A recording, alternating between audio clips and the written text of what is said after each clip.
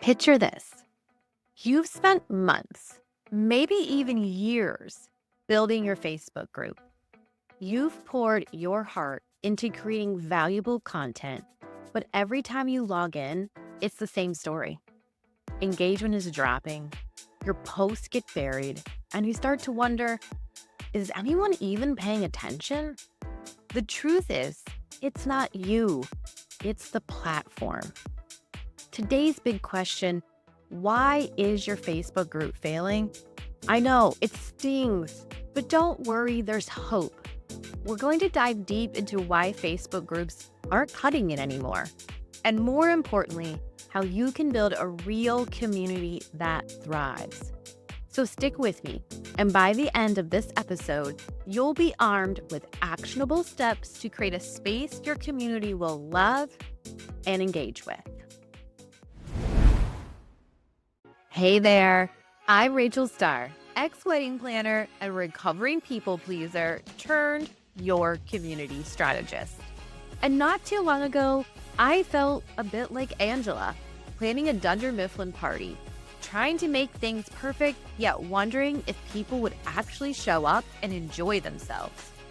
That's when I discovered the real game changer: community building. It's the key ingredient to everything. Whether you're launching your next course, growing a podcast, or creating a space where people want to connect and engage. Each week, we'll roll up our sleeves and dive into the essentials of community building, from virtual events and workshop planning to fresh, innovative strategies for fostering real connections, all without the party planning community drama. Whether you're just getting started or ready to level up, you'll find practical tips, expert interviews, and real-world insights to help you craft a community that fuels your next big move. So if you're ready to get inspired and transform the way you build connections, you're in the right place, friends. Let's dive in and master the art of community together. Welcome back to the Community Lab podcast. I'm your host, Rachel Starr. And today's episode is one you won't want to miss, especially if you've been feeling frustrated with your Facebook group. Let's dive in. So let's get real for a second. A lot of us started out with Facebook groups, right? It seems like the obvious choice. It's free. Pretty much everyone is already on Facebook. And it feels like an easy way to bring people with similar interests together in one space. I mean, why wouldn't you go with that? It's convenient, at least at first, and then reality kicks in. You start noticing that your engagement is tanking. You're putting in the effort, you're posting content you think is valuable, but all you're hearing is crickets. Or maybe you get a handful of likes, but nowhere near the kind of engagement you would expect. It's frustrating. You're left wondering, what am I doing wrong? And I get it. I've been there. You pour your time and energy into this community, but it feels like the posts you work so hard on just get lost in the noise. They're buried under a pile of memes or political rants and random updates from people's lives that have nothing to do with what you're building. It starts to feel less like a community and more like you're shouting into a void. Sound familiar? Here's the thing. It's not you. The problem isn't your content or your commitment. It's the platform. Facebook groups were built with Facebook's goals in mind, not yours. Facebook is designed to keep people on its platform, browsing, scrolling, and clicking ads. And guess what? The Facebook algorithm favors content that keeps people entertained, not necessarily content that fosters meaningful connections. And the real killer? Distraction. You know what I'm talking about. People log into Facebook with the intention of checking out your group, but before they can even get there, they're hit with a barrage of notifications and videos and random posts. Squirrel much?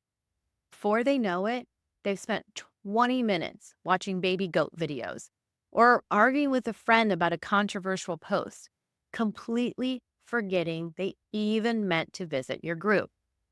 This is the core issue with Facebook groups. They're built to keep people distracted, not engaged. Facebook is more of a distraction engine than a community builder, and that's where the struggle really lies. It's hard to build a deep, meaningful community in an environment that's constantly pulling your members' attention elsewhere. The truth is, if you want to create a thriving, engaged community, you need a space that's designed for community building, not for distractions. And that's why I'm so excited to talk about a better alternative today, because it doesn't have to be this way. You can build a community where people do show up, engage, and connect in real, meaningful ways. And spoiler alert, that place is 100% not Facebook. But we'll get into that in just a bit. All right, enough doom and gloom. Let's shift gears and talk about where we can go from here. There are actually several platforms out there designed for community building, and Facebook doesn't have to be your only option anymore. You might have heard of a few like Circle, Mighty Network, Slack, or even Discord. Each one has its strengths depending on what kind of community you're trying to build. Now, I want to spend a few minutes talking about Circle because I've seen firsthand how it helps create more engaged, connected communities. That said, it's definitely not the only option out there, but I find it really effective for what a lot of us are trying to do: building distraction free, meaningful connections with our members. What makes Circle stand out, at least for me, is that it's designed specifically for community building, which means you get to own the space and the experience. There's no algorithm deciding who sees your posts and when. If you've ever felt like your Facebook group post gets lost in the shuffle, you'll appreciate that in Circle.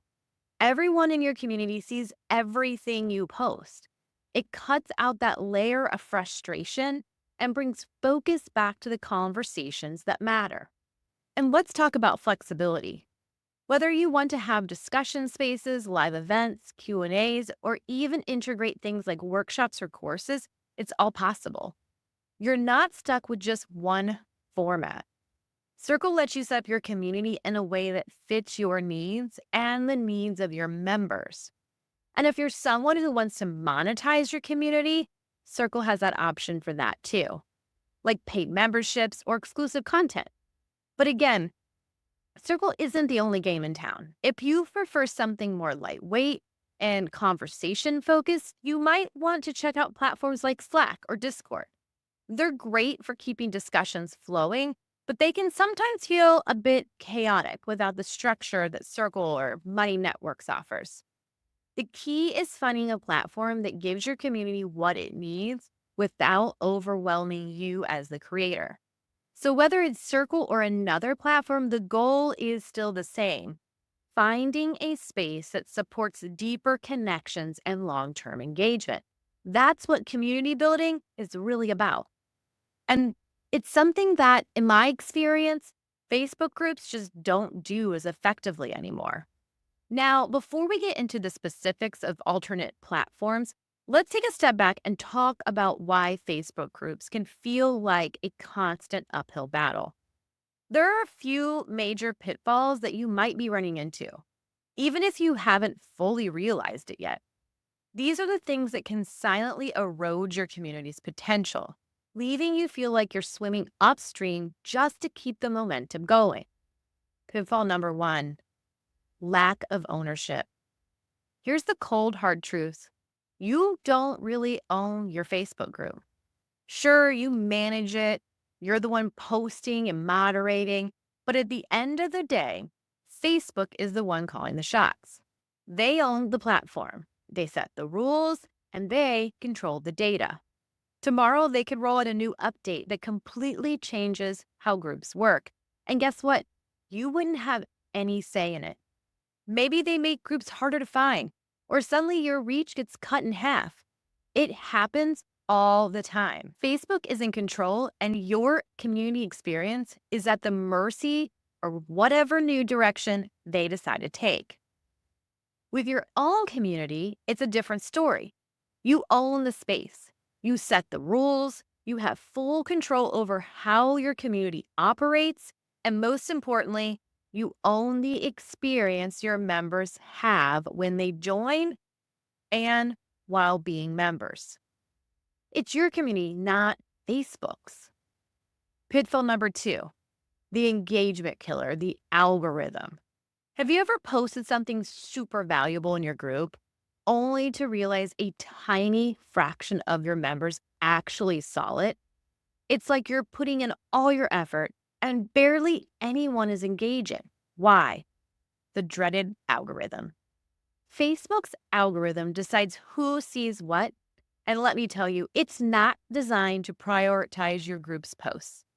Facebook's goal is to keep people on their platform, scrolling, clicking ads, and engaging with content that drives ad revenue. So, unless your post is going viral or generating tons of immediate reactions, there's a good chance it'll get buried. With your own community, that's not even a concern. There's no algorithm filtering out your content. Everyone sees what you post.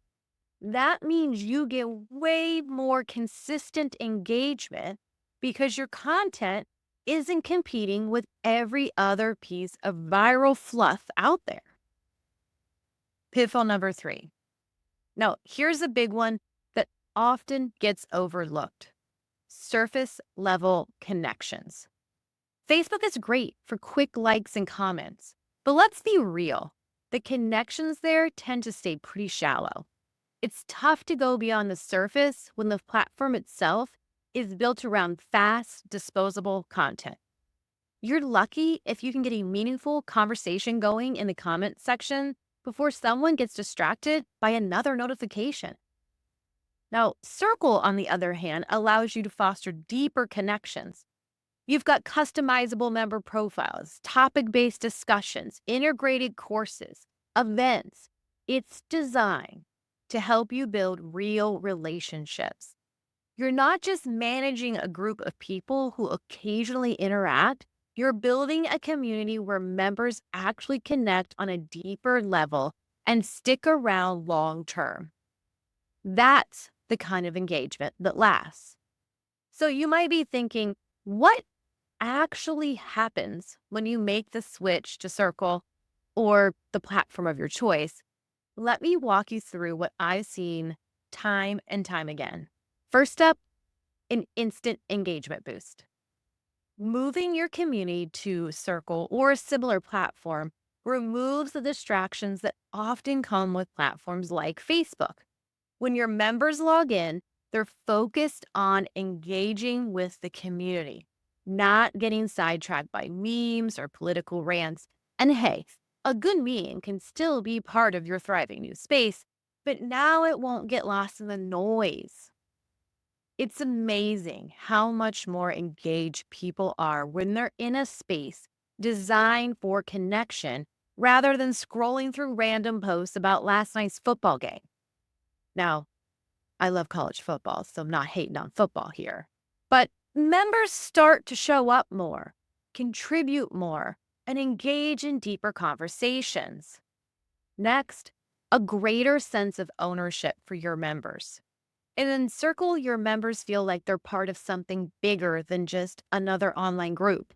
They're part of a thriving, active community that's organized in a way that makes sense for them, with clear spaces for different conversations, topics, or events.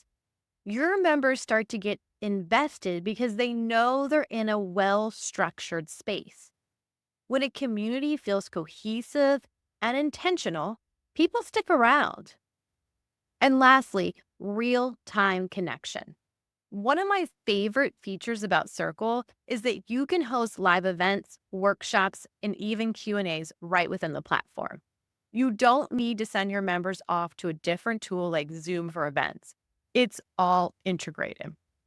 And let me tell you, when people connect live, they're more likely to stay involved for the long haul. Those real time interactions build a sense of belonging and give your community a more intimate, connected vibe. So, the $1 million question: how do you actually make the switch to circle without losing your audience? This is something I know can feel a bit overwhelming, but I've got you covered with a step by step plan that'll make the transition smoother. Step one: pre announce the move. Don't just spring the switch on your group out of nowhere. Start early. Let your members know why you're moving to Circle and how it's going to benefit them. Frame it in a way that's all about improving their experience, because that's really what this is about: making things better in your community. Step two: make the transition fun.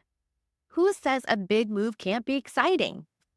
Host a special event around the transition. Maybe it's a live Q&A session or a fun kickoff workshop or co-working session where you walk them through the benefits of their new community space and show them how easy it is to join. Make it an event that people actually look forward to. Step three: offer an incentive. People love a little something extra, right? Offer a free resource like training or early access to new content for those who make the move in the first week. Create a buzz around the switch and make it exciting for your members to jump in early. Create FOMO. Step four: keep your messaging consistent. Don't let the move slip through people's minds. Use countdowns, early adopter testimonials, and teasers to build anticipation. Keep reminding your Facebook group about the move, and don't be afraid to hype it up. The more you build excitement and communicate the benefits, the easier the transition will be. Now, let's talk success stories. I've worked with clients who've transitioned their communities from Facebook to Circle, and the results have been nothing short of amazing. For example, one client saw over a 50% increase in engagement within the first 2 weeks of making the switch. Another client who had struggled with member retention for years finally cracked the code by using Circle's ability to create subgroups based on specific interests and location. That small change made members feel more connected and aligned with each other, and it really transformed their engagement. But here's the thing: I want to be upfront about this. Not everyone is going to make the switch, and that's okay. Some of your members might not follow you to the new platform, and it's important to understand that this doesn't mean your transition isn't successful. In fact, those who do move over are likely to be the ones who are more invested and committed to what your community is about. It's all about quality over quantity, right? Now, I'm not going to sugarcoat it. Making this move is a lift. It's not necessarily easy. There's work involved in getting your community excited, managing the transition, and yes, being okay with losing a few members along the way. But here's the good news: while it's not easy, it is absolutely worth it. The reward for that effort is a more engaged, meaningful, and focused community. What these clients had in common was their ability to harness the power of connection. Your community becomes a space for real interaction and value, not just a passive scroll through experience like you might see on Facebook. When people feel like they belong to something bigger, they show up differently. They engage more, they stay longer, and they contribute in ways that actually move the community forward. So, yes, it's a challenge, but if you're willing to put in the effort, the payoff is huge, both for you as the community leader and for the members who choose to follow you to a platform that truly supports their connection. All right, my friends, we have covered a lot today. From understanding why Facebook groups might not be delivering the engagement you're looking for, to exploring how platforms like Circle can offer a more intentional, distraction free space for your community. I hope you're feeling inspired to take that next step. Remember, your community deserves a space that's built for them, not for ads, distractions, or ever changing algorithms. It's not just about making a switch, it's about creating an environment where real connections can flourish. And whether that's with Circle or another platform, the goal is to give your community the home it deserves. So if you're ready to see your community thrive, head over to Circle or whatever platform suits your vision and start building a space that fosters genuine interaction and growth. Before you go, don't forget to subscribe, leave a review, and share this episode with a fellow community builder who's ready to level up their game.